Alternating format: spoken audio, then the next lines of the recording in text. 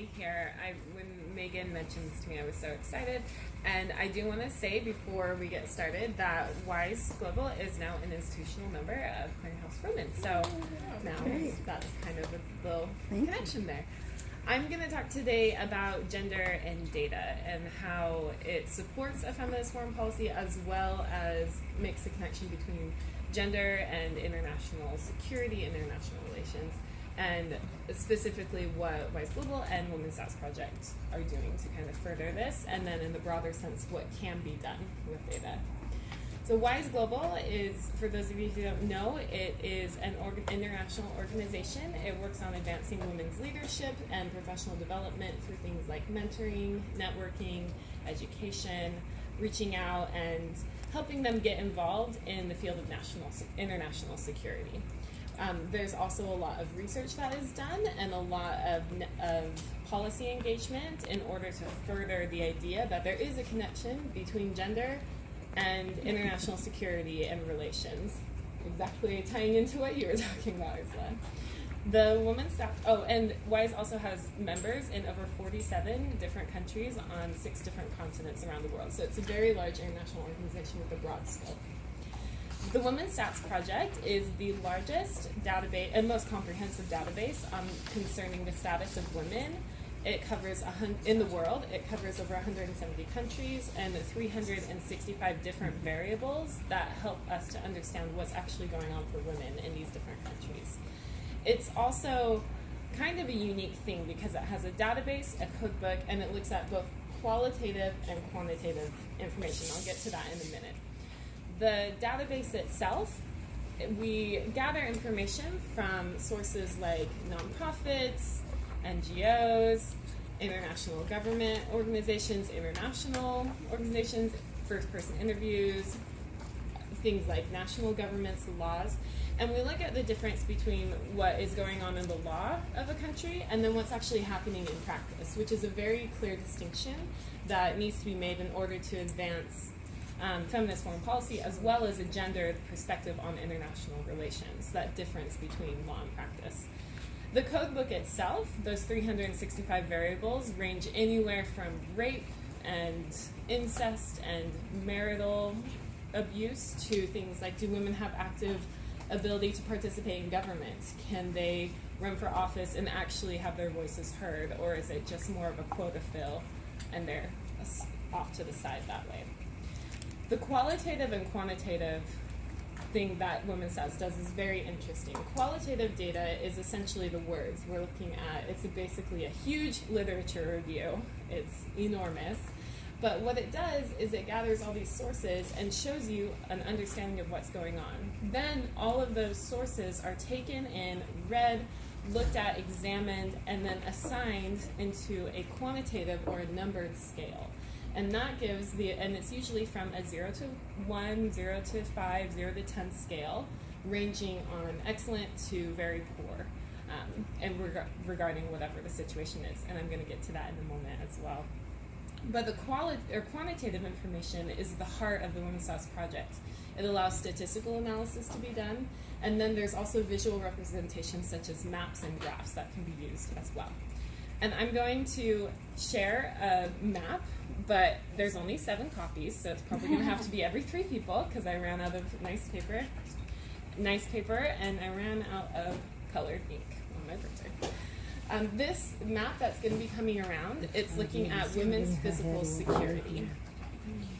This is something I want to talk about, how the impacts of data and research can really make a difference in this feminist foreign policy, like identity as well as a global perspective with gendered lens. This map is one of the more unique aspects of the Women's Stats Project. It is a physical security map. It looks at how secure women are in their countries. And that's an easy thing to look at very broadly, but something that the Women's Stats Project does is look at the details of it. So this is an example of a multivariate scale. So this is the quantitative thing coming in. But what it does is it takes all of this information from things like domestic violence, rape and sexual assault, the country's ability to accept murder of women, marital rape, familial sexual assault, unspecified violence towards women, such as acid attacks, and then things like suicide, women in the military, and the government and subnational group exploitation of women as well. And it takes all of these and looks at the information and then breaks it down into this graph. And what's kind of scary about this is that you can see dark green is women are physically secure in this country. Dark red, women are not secure at all. There is no country in the world that women are completely physically secure. This graph is from 2009. There's an updated graph or map as well from 2014. No change in the dark green. There is no country that women are physically secure in the world. The Women's Stats Project also is really a proponent of using their data, both qualitative and quantitative, in research proposals, in research that is published, and really getting the word out there that data and empirical evidence can change the world, essentially. I have personal experience with this because I was part of Dr. Valerie Hudson's capstone team at the Bush School for a master's degree. We looked at the relationship between the production of foreign fighters for ISIS and how women are treated in those societies, if there was a link between the treatment of women. We used a lot of different things. The physical security of women was one scale that we used. We also looked at things like bride price and patrilineality, which is the focus of male domination and some preference in that culture. And that was a really strong relationship, or there turned out to be a really strong statistical relationship with that as well. WISE Global also does a lot of research. They do a lot of blogs and publications. Their entire goal is to focus on the link between gender and international security and to get women more involved with that. One thing that WISE does is policy briefings, and that's a huge way to get educational people or education out and get people aware of that relation as well. So this research done is kind of showing the link between gender and international security, but it uses data. Essentially, without data, you wouldn't have any foundation to build upon to show that there is a relationship and there is a link that needs to be explored and looked at. So I'm going to talk a little bit about data in feminist foreign policy and kind of 3 ways that data is so important to feminist foreign policy and pushing it and making sure that it's something that is available to everyone. Empirical data, which is data gathered by looking at things, observing, and then recording it, is essentially a means for bolstering and supporting the idea that a feminist foreign policy needs to exist. And it's a very strong thing in the foreign policy realm in general. So by having empirical data that shows that there is a need for feminist foreign policy, it completely bolsters it, and the feminist foreign policy ideal then finds acceptance in the international realm, which is a huge thing. One thing that Sweden actually really talks about in their feminist foreign policy is my next point, is disaggregated data. Disaggregated data by sex, so male and female, different situations, looking at how different things affect male and female, is so important. For a very long time, as you all know, history was written for men and through men's eyes, and what policy is essentially just an extension of that. And so being able to create a policy and a new version of what's going on, that's not really that new, it's just new to some people. Being able to understand that with data to back it up is so important, and we're able to then look at women and men and how that relates to both of them. And finally, people are a lot less likely to dismiss you if you have reports, facts, and figures. Sometimes even just saying the word stats will make people cower and fear, which is not what we want. We want people to be educated. So having these figures and having the ability to share this and let people know what's going on will let them in turn go and say, hey, I learned this. Let's see how we can implement this. So this is a huge bolster to the feminist foreign policy. So finally, I want to talk about why data is important in general. It can track changes and discrepancies. This physical security map I mentioned to you, the updated version from 2014, there are some changes that happened in it. Chile and Argentina went from moderate security for women to low security for women. They actually kind of went down.